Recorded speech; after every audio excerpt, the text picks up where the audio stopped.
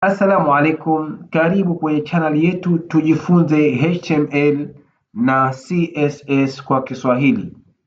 Kwenye video iliyopita tulijifunza maana ya CSS selectors. Sasa leo tutaenda kuangalia aina za CSS selectors. Aina ya mwanzo ya CSS selectors ni element selector.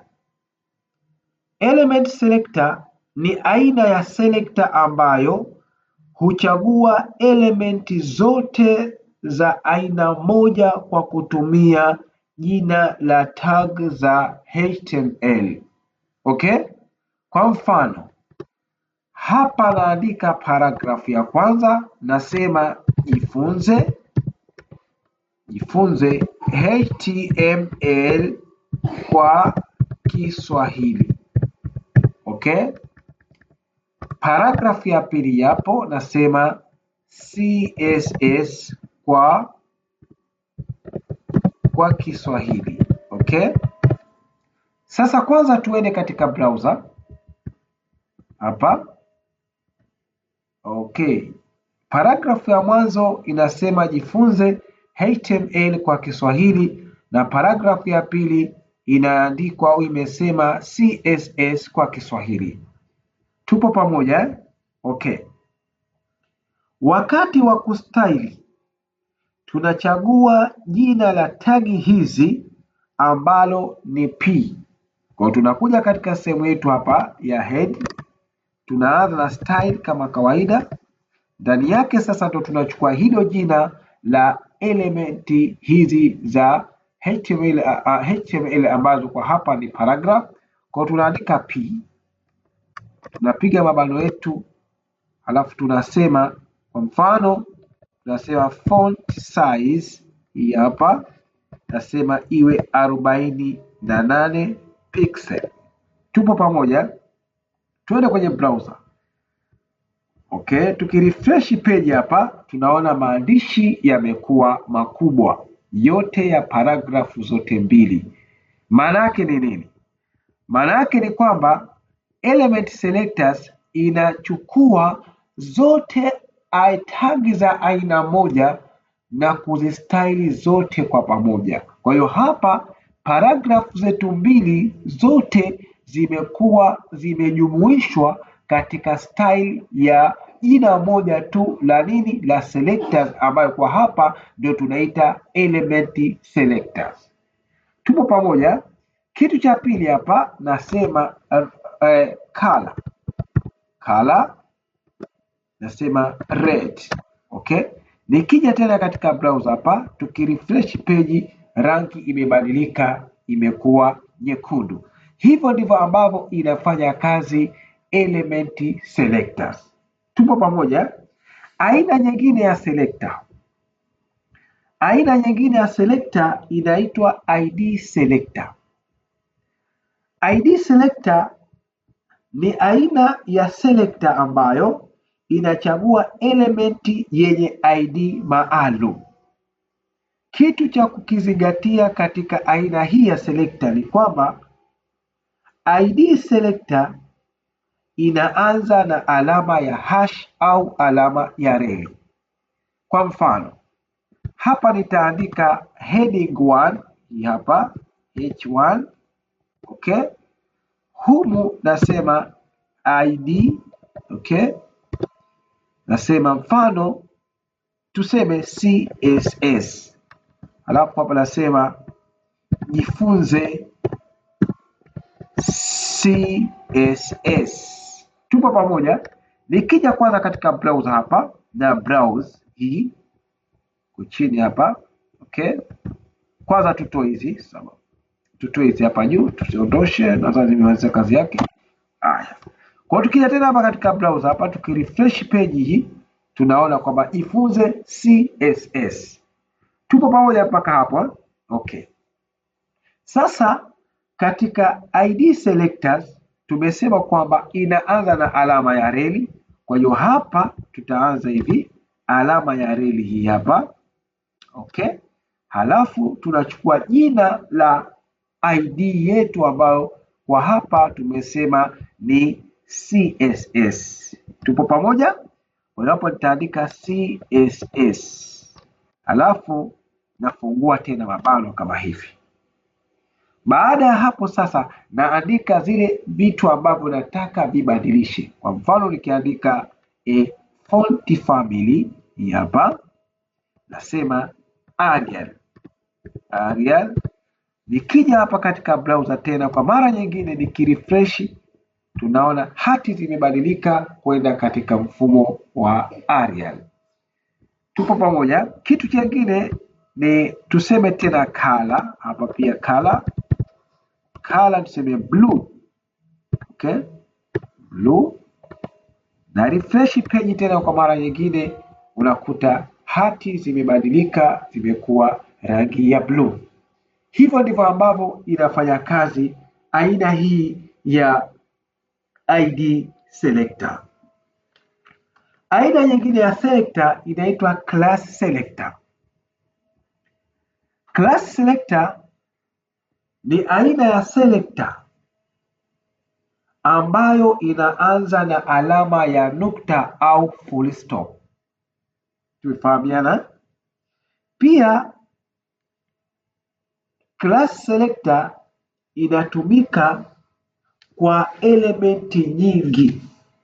Maana yake unaweza kutumia elementi class selectors kwa ajili ya kustyle elementi nyingi kulingana na jina la klasi yako uliyoiandika.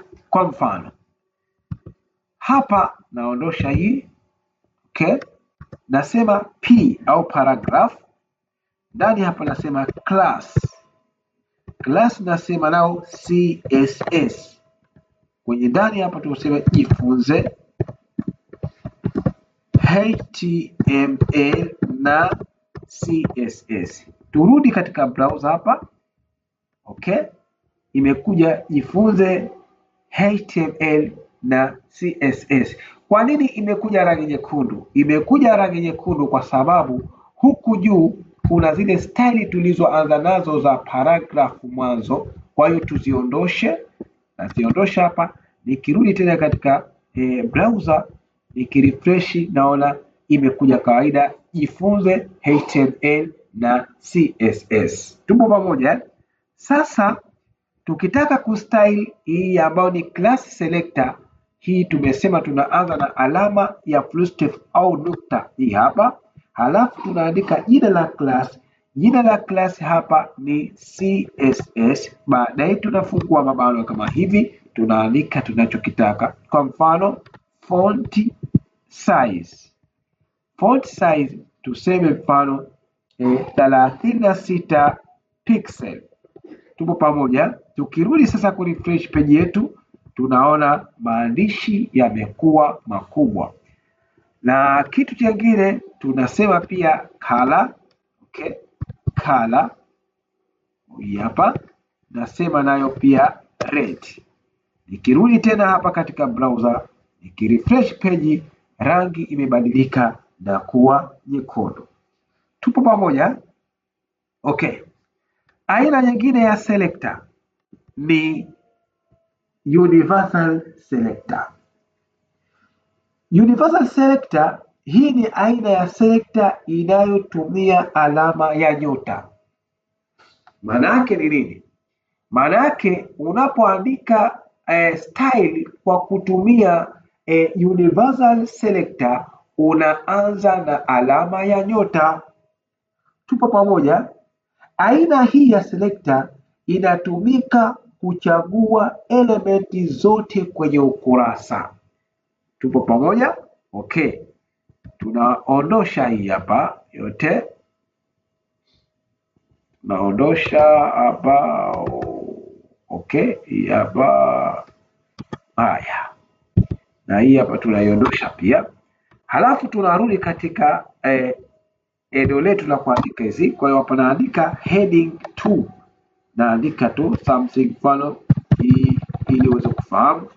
Lakini pia naandika kitu kingine mfano div. Div